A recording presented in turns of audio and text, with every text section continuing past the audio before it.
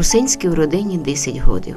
За цей період у програмі розказувало про много талантливих поетів, письменників, співаків, художників, музикантів. Про кожну талантливу лічність особливими чувствами у програмах старалися ми відкрити найліпші його душевні качества, розкрити образ його мислення, відкрити світ переживань. Русинській родині 10 років. Діти, які народилися тоді, або яким було тоді пару років, вони вже виросли. І вони завдяки русинській родині дізналися, які казки знали їхні прабабки, прадідусі, які пісеньки співали, які народні ігри побутували, які були звичаї, традиції. А ті діти, яким було тоді 10 років, коли русинська родина почалася, вони вже тепер, як кажуть, стали дорослими, вже дехто з дівчат, мабуть, вийшов заміж, хлопці женяться, і вже вони раді від того, що їхні весілля не просто так збіговисько дозберуться випити і погалалайкати, а ті весілля йдуть їхні у тому народному руслі, тому що завдяки русинській родині збережені наші весілля, які вони були десь у горах, у низинних районах і так далі. І це величезні скарби. Ми знаємо, які були хрестини, а так би ми звідки то знали. Ось тут є конкретика така.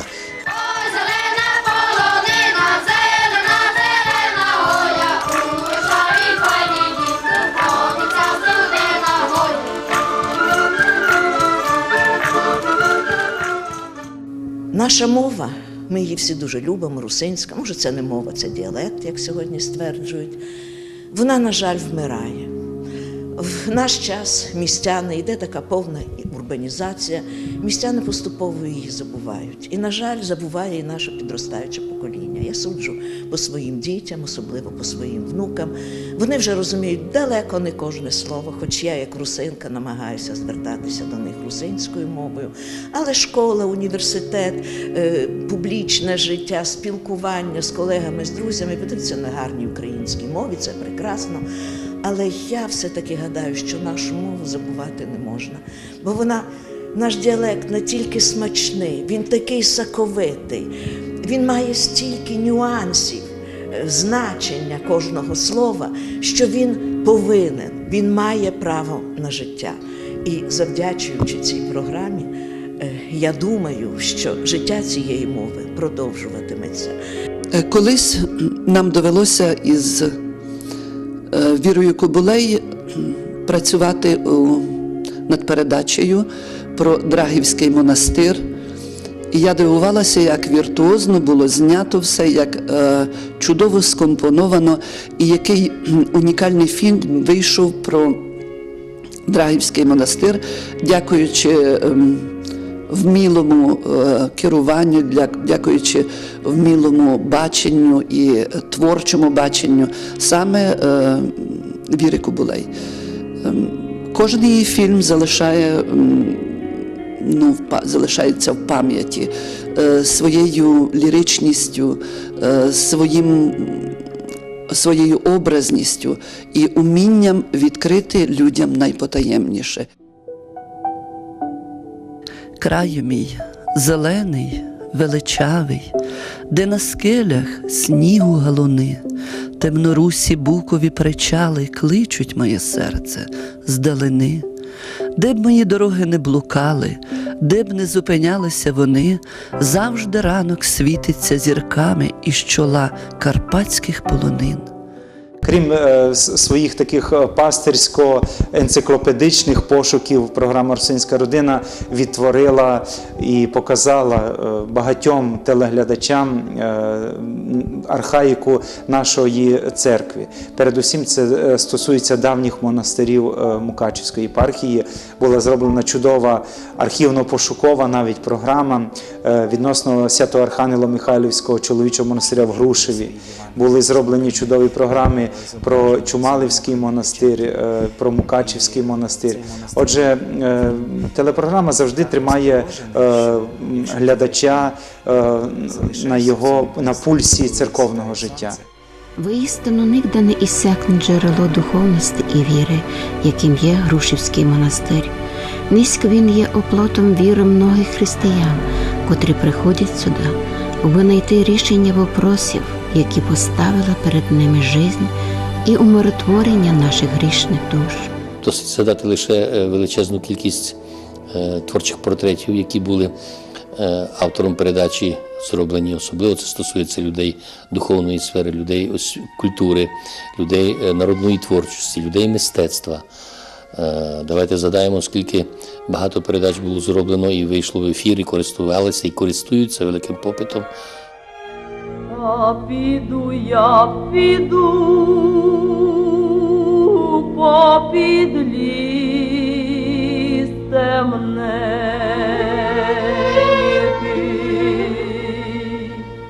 та найду я листок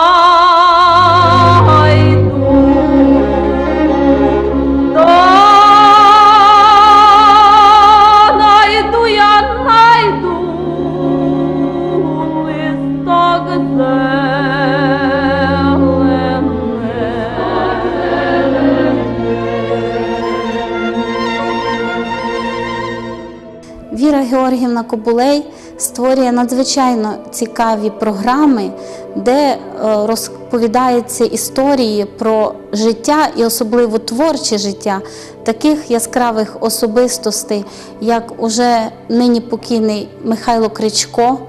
Надзвичайно передача була цікава. Я, чесно кажучи, плакала, коли дивилася, наскільки то людина була сильна, духовна і велика. Не тільки для Закарпаття, взагалі як світова знаменитість, хоча родом із нашого села Порошково. Перші години я зараз в Ужгороді, і враження таке, наче рідна мати обняла мене, якої вже нема в живих, наче приголубила, приласкала. З ким не зустрічаєшся, кожен старається сказати тобі щось ласкаве, щось миле, щось таке, яке несе в собі і повагу, і любов. І це надзвичайно мило, тому що живеш у світі, де тебе знають по-іншому. Знають тебе сьогоднішнього, вчорашнього, а тут тебе знають 50-річної давності, коли я починав в Закарпатському хорі і пройшов з ним велике життя, 20 років віддав йому.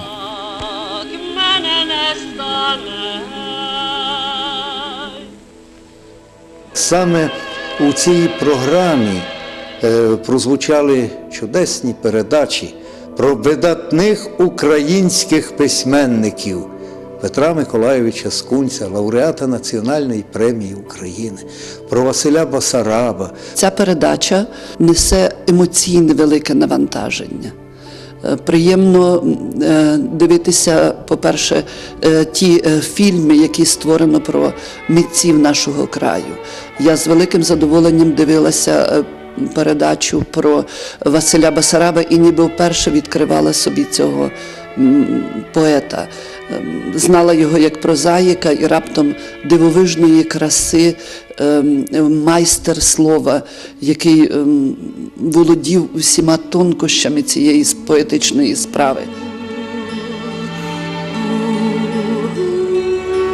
Цей сад рясний лиш темнотою, і стерпле гілля держить зорі, бо сиплються глибинно, нескінченно. А з чорно здиблених гілляк розтріпується вись, яка і тишу піднімає круто, і тьма, що зорями жахтить, а чей уся в очах. Великий слід залишається в пам'яті після перегляду передач про наших художників, про митців нашого краю, про співаків. Тому я вважаю, що це неоціненна справа, бо саме русинська родина залишає в історії нашого краю пам'ять наступним поколінням, пам'ять нашим нащадкам про тих, які працюють зараз, які працювали і які зробили великий внесок у культуру нашого краю. По твоєму лісу й полю ходить мій і плач, і сміх.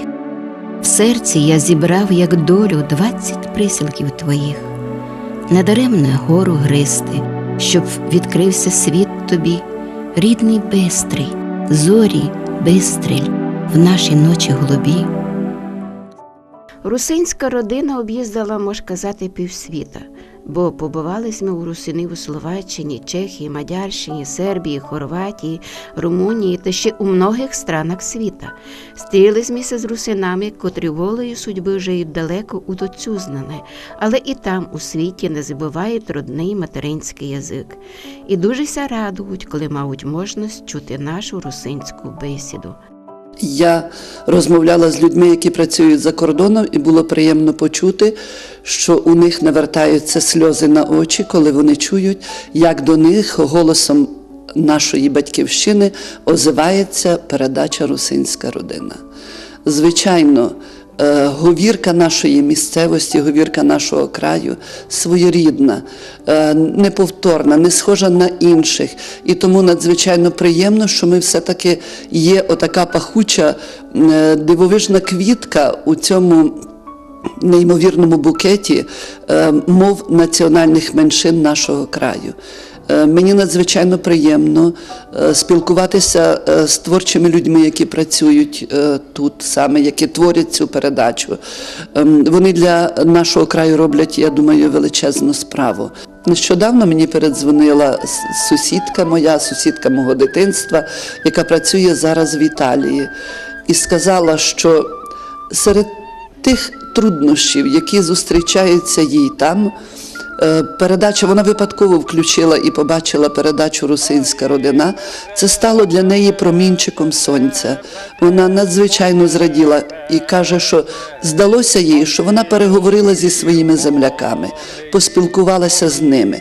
Здалося, що почула мову своїх рідних. І так легко і радісно стало на душі, що вона відчула себе в цьому світі вже не чужою. Саме завдяки тому, що до неї із далекого Закарпаття озвалася рідним голосом передача «Русинська родина». Тому я думаю, що для кожного закарпатця, який десь далеко у світі, можливо, він десь у Сибіру, можливо, у Португалії, можливо, в Іспанії, але згадка і почуте рідне слово важить надзвичайно багато. Ми розкидані по цілому світу, як інколи коралі, як намистинки із великої низки. І тому чути в світі наше мелодійне закарпатське слово, воно зігріває нас таким душевним теплом. І тому я хотіла б, щоб це слово звучало і надалі, щоб воно було живим, щоб воно промовляло до серця кожного закарпатця, який знаходиться будь-де, у будь-якій частині нашого світу.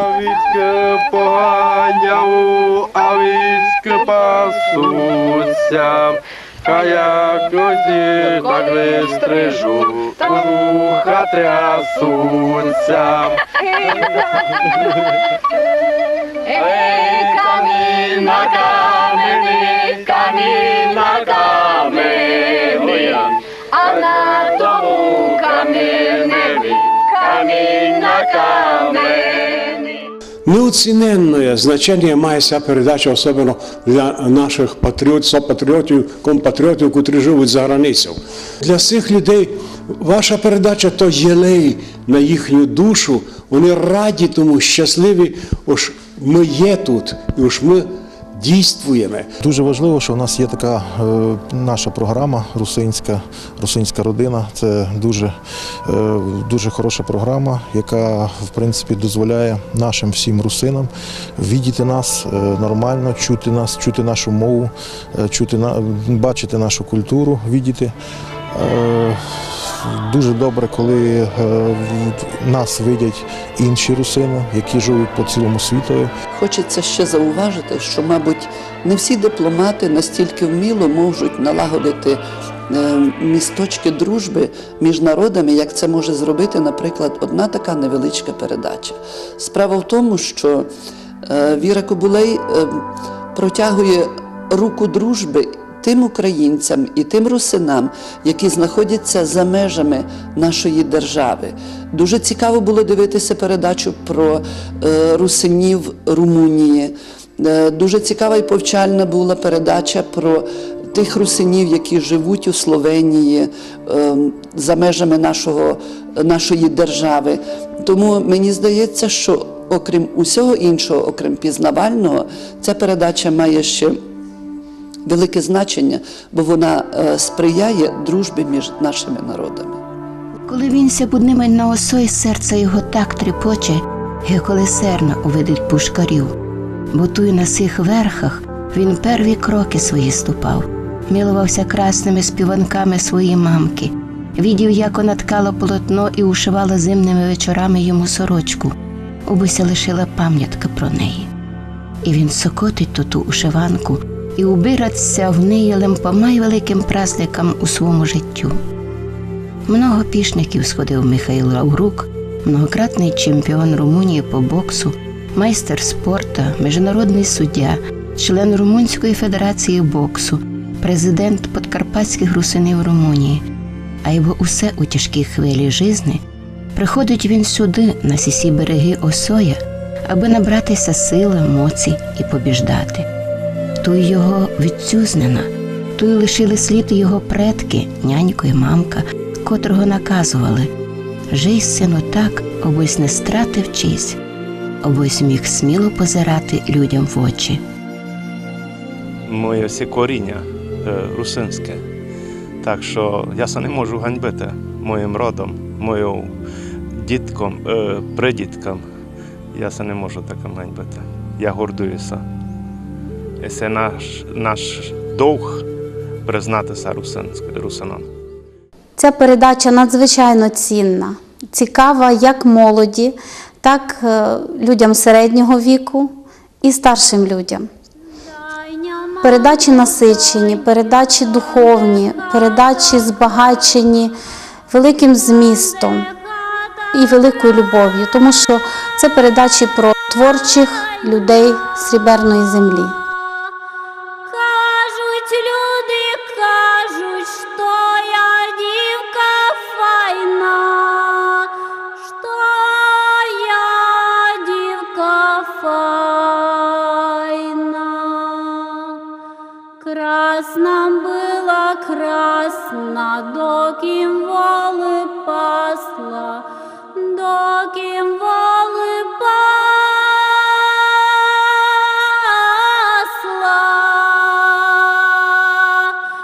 Тепер їх не пасу, тепер їх не пасу. Взяли хлопці красу. Красна была красна, межи дівочками, межи дівочками.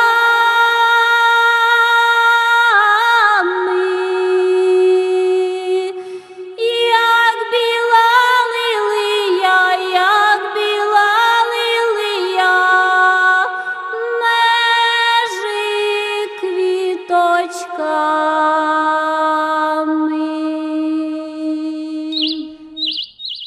Телепрограма «Русинська родина» – це телепрограма, яка завжди є живою, потрібною, актуальною. І сьогодні ми декларуємо факт того, що завдяки співпраці Мукачівської православної єпархії з цією телепрограмою ми воскресили з забуття дуже багато потрібних, невідомих речей соціуму. Було знято кілька чудових, прекрасних програм про відомих священнослужителів, подвижників благочестя нашого краю, про яких хтось, можливо, чув, читав, можливо, хтось побачив з телеекрана вперше. Це були священнослужителі відомі, які вчилися у свій час за межами Закарпаття, в тогочасній Югославії. Це був протерей Василій Самош, протерей Миколай Логойда, довголітній секретар Мукачівської православної єпархії. Це був священнослужитель, який був довгий час, на протязі всього майже свого життя, протодияконом Василій Садварій, який своїм голосом прикрашав не одне архієрейське богослужіння. Отже, завдячуючи цій програмі, ми доторкнулися до минулого, ми доторкнулися до того, що є потрібним і корисним. Наскільки мені відомо, Віра Кобулей втілює в своїй особі кількох працівників. Вона може і працює чудово, як і режисер. Вона працює, і останнім часом їй доводиться найчастіше працювати самій як оператору. Вона, звичайно, працює як художній редактор. Це надзвичайно багатогранна і талановита особистість. І тому хочеться побажати їй і надалі творчої наснаги, доброї праці, доброго ставлення до неї керівництва нашого телебачення. Хочеться, щоб вона мала змогу працювати і продовжувати свою таку неоціненну справу. У рамках програми «Русинська родина» в'єдно з Юрієм Глебом були создані такі програми, як «На фіглі» до Марки Голубинської та «Цимборські фіглі», якіся добре запам'ятали нашим телепозирачам. Це перший хороший ювілей, за який ця передача зібрала дуже велике коло прихильників.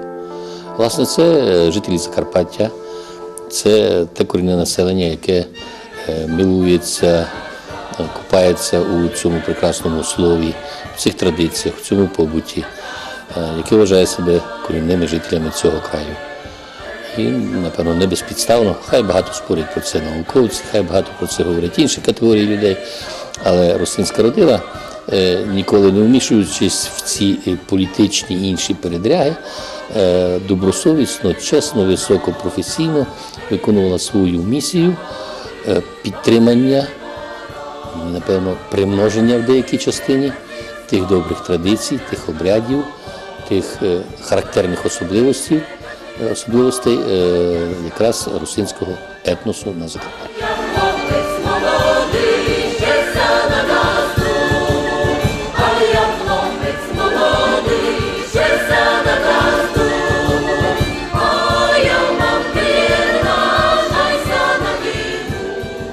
І гумористичні, і сумні, і драматичні. Що тільки не хочеш у тих є програмах, людям ото до душі. І там не було політики, і не є політики, і не може бути політики, тому що йдеться про народну душу, про народне життя. Або, кажімо, ту Марка Голубинська.